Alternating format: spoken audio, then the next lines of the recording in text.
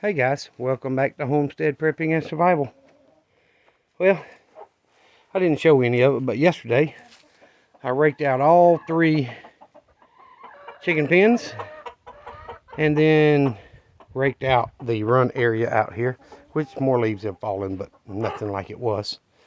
And then I just finished putting fresh hay in their laying boxes. And since I haven't built laying boxes for this side yet, I just threw a little bit in on the ground to give them something to scratch and peck at when they're in their pen. And I took their waterer apart earlier and put the good thread tape on that hose end, and it slowed the drip down a bunch. It's just, I don't know if you can see it, but it's about every 10 or 15 seconds it's a drop. But either way, it was running so much, overfilling and wetting the ground in there, so I adjusted the float in it to stop it a little bit early. That drip has never really kept the ground wet. It's not fast enough, but the overfilling will. So I addressed that today, and so far I think that's going to work. And then of course, like I said, I raked out all this, and if you look outside the pen, which it doesn't even look like a big pile from the camera view, but it is. It's about 1 foot high and 5 foot around, something like that. So raked all that out, and they got a cleaner area to scratch and run and peck and whatever they want to do. So filled up all their feeders. Actually, this first pen was pretty much completely empty, which I looked last night and I knew it was going to be close. So that's why I filled it up earlier today. But anyway, chickens seem to be happy. I got 4 from the older adults today and 2 from the younger adults over here. So half a dozen a day. That's about my average, 5 or 6. So it'd be nice if I'd get 1 for every laying age hen, but the little mama hen there that I put in this pen, she is old enough to start laying, but hadn't got there yet, so waiting on that. Anyway, then I went over to my mower. I don't know if any of y'all have ever used that green slime to put in tires that are just old and have slow leaks. Well, both my front tires have always leaked a little bit, but it seemed to have gotten worse lately. So I went over and started dealing with them, and I put green slime in them a couple weeks ago, and man, they both held pressure for days. I mean, 4 or 5 days, still hard as a rock. So I was happy, and all of a sudden I came out and one of them was flat, and the other one was just a little bit soft, not much.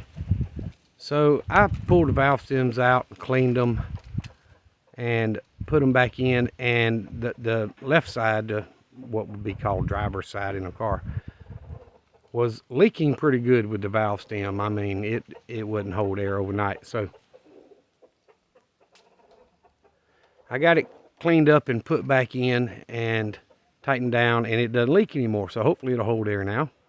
And then the right side, I was checking, which it was a little soft but not flat, had a real tiny leak coming out the valve stem, and I couldn't get it to stop. So I went up to my truck and I got a few extra on there, and I changed, took it out, cleaned it, put it back, still couldn't get it to stop. So I put a new valve stem in it, still didn't want to stop. So I ended up tightening it more than I felt comfortable tightening it, because I've got some new valve stems I bought, and I mean the whole thing, not just the core. And decided it's either going to stop leaking or I'll just have to pop the tire loose and put a new valve stem in it. And I tightened it up, and it finally stopped leaking. So I'm hoping that's the end of my having to run the air compressor every week or 2, or week or less, and pump those tires up. But just thought I'd give y'all a quick update. They are out scratching. I threw a little on all 3 pins ground, so they'll scratch around a little. I'm pretty sure they've all went ahead and laid the eggs they want to lay today, so it's still early, but they could. So I'm going to put my old garden rake up, which is what I raked all this with. And probably get the mower cranked and come over and mulch this stuff up. I've got new blades in. I'm not going to change them yet. They ain't bad enough to change yet. Or sharpen. I don't want to have to do that. So I did buy new blades. They're in the box. So when I have to change them, I will.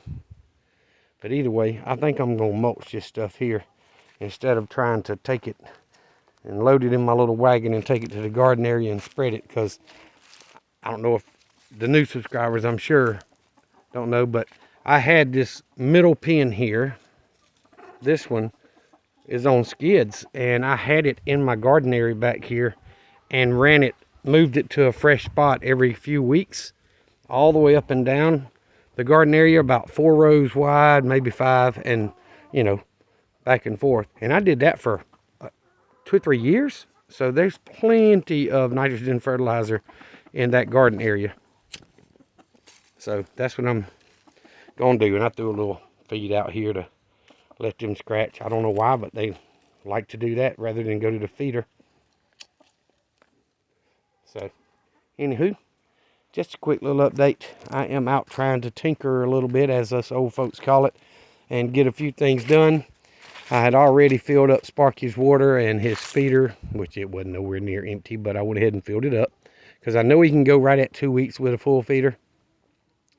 And he's good, and I still got some left in that big bag, so he's good for at least 2 weeks. And I've already fed the cats, the old wild boy cat I call Buddy, and my cat, and I fed them about double what I normally do, because I fed them earlier in the day, and I want there to be feed there, in the evening when they want to come back and eat some more. So anywho, and I got a call coming in from work. I'll call him back.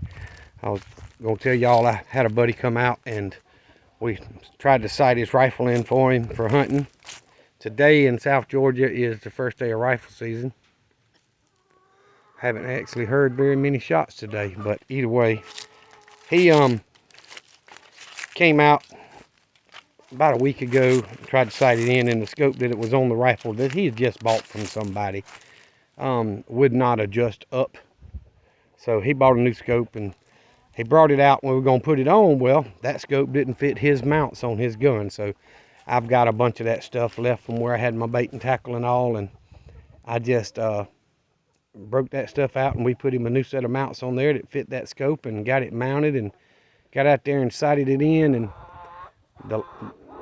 the last 2 shots took him 10 shots, which is more than probably most people, but this rifle doesn't have iron sights on it, so you have no idea where it starts.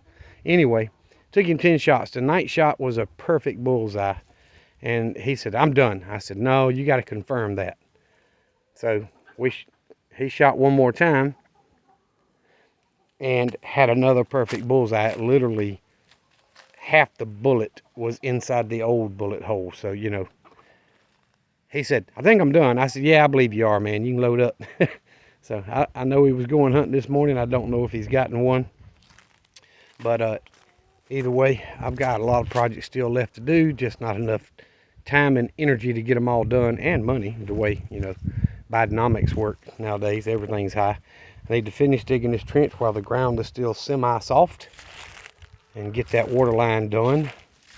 But that's what I was thinking a little while ago, and I forgot. I've got insulation on my truck to come and insulate my water line, so I need to get that done while I'm out here tinkering, as they say. So I hope y'all are prepping, enjoying your day, and enjoying your weekend, and we'll talk to you next time. Y'all remember what I always tell you: Jesus Christ loves you, and so do I. Y'all be safe and be prepared.